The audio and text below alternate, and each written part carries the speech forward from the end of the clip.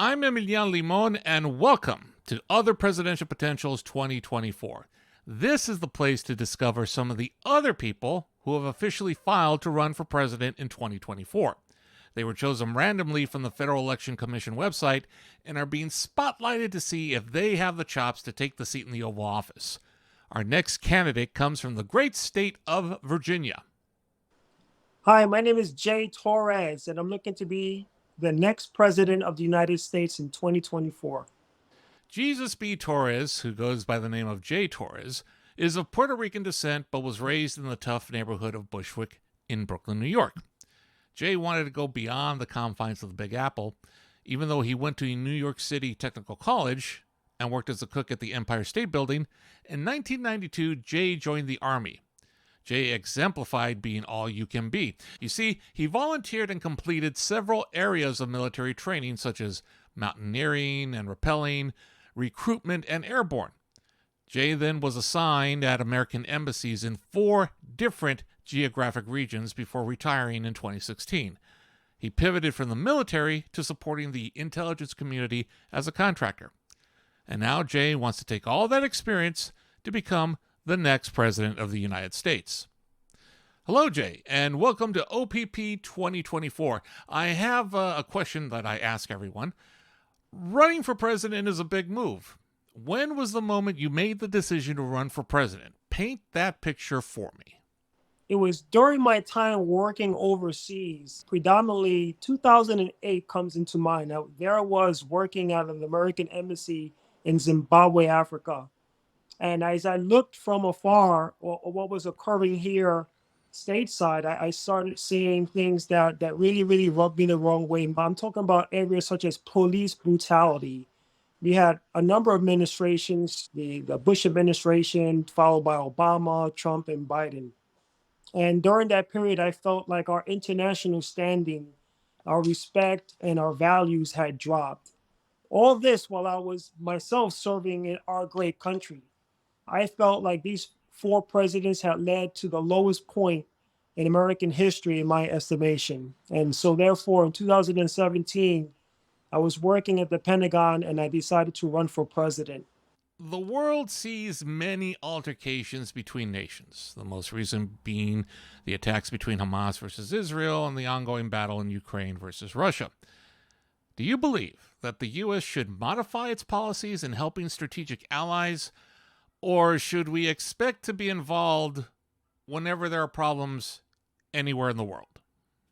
I think that as times change, we have to take a look at strengthening existing ties with our allies, but not just holding fast with what we have now. I mean, we've got so many countries out there that we really haven't had strong partnerships with. And so we should be actually extending our reach through our Department of State and broadening our relationships with the international community. We're always going to be called upon. Why? Because we're America, right? It's more of an implied action because of our standing in the international community. So other countries, when there is civil unrest or wars or calamities, humanitarian disasters, United States is always at the forefront because number one, it's expected of us as we're the world leaders. And so my first interest, though, will remain to the American people in our country, and then will come our external allies. This century has taught us many valuable lessons. And I think that NATO members and other international bodies need to understand that their actions or inactions will draw a response. Take a look at what's going on with South Africa, for instance, and other countries that are pushing back on Israel based upon their actions there in Palestine. The U.S. military takes up a large portion of the federal budget. Should the U.S. revamp its directives and structure to have a leaner yet meaner military that relies more on technology and less on people? I think so. Things are changing. Look back during the Iraqi war when we used mostly our air superiority and then came in with our tanks. But that was 20 years ago. Now, new threats exist that have changed the battlefield. The money that we spent, let's see, in 2003, we were spending over $440 billion for our defense budget. In 2013, that jumped up to $620 billion. And in 2023, just last year, we spent over 816 billion. But it's our superiority is what keeps the wolves at bay, so to speak. But for how long?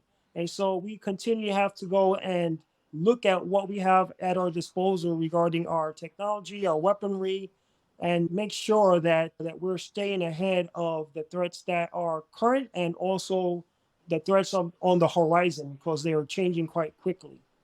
I would probably go and shift the funding more towards science and technology and also further enhancing our cyber warfare forte and in areas such as AI. And to do this, I'll probably be working very, very closely with the SecDef as well as the chairman of the Joint Chiefs of Staff to ensure we are more than capable in dealing with the current threats as well as those on the horizon. If you were to become commander-in-chief, you would have had military experience in your background, something that some but not all presidents have had in the past 100 or so years. Do you believe it is a prerequisite that POTUS must have some level of military experience given that the U.S. is seen as the global police? What incentives would you offer to get more people into the military? When it comes to the prerequisites for becoming a POTUS, we should first go to our U.S. Constitution. So, according to the current U.S. Constitution, that's not a prerequisite, and I don't believe it should be. But it's gravy on top. I mean, if you've got someone that has military experience like I've had maybe 24 years of military experience towards our great country, then it's a plus, right? So that way, when you're making these decisions on how to withdraw troops from certain countries, you're not doing it backwards. You're not putting the carriage before the horse. So there's a very methodical way in which our military works.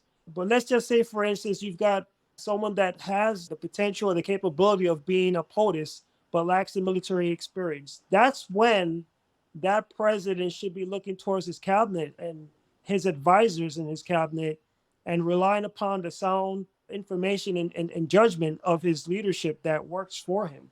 And when that doesn't happen and they lack that military experience, that's where things falter and you don't see the results that you wish you would have had.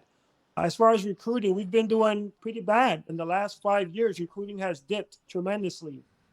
A lot of people blame it on this new woke movement where they're trying to incorporate within the military and other facets of the government. Perhaps that is a bit of it. I think that there's less patriotic people out there that are joining because they want to go and just serve their country. So it's a mixture of all that. So what is it going to take? Well, we have to certainly continue to make the military very, very attractive for newcomers, for new recruits. I myself have 2 children that are already enlisted into the military. And I believe that if we continue to provide pathways to jobs post-military career, then I think that that would be helpful. So the attrition rate, we have to go and keep a close eye on what are the numbers coming in as opposed to those that are retiring, getting out on a medical discharge and other factors, and making sure that we're just above that attrition rate and making sure that we have the numbers that we need to adequately defend our country. Jay, I thank you for your time to present your candidacy to be the next president of the United States, and I wish you the best of luck. If anybody wants more information on Jay's campaign, check out his website, Torres2024.com. That's TORRES 2024.com. Coming up, I will present other presidential potential for 2024. You can check them out on OPP2024US.com. That's OPP2024US.com. Election Day is coming up on November 5th. If you haven't done so, please register to vote. And when it comes time for it, please vote.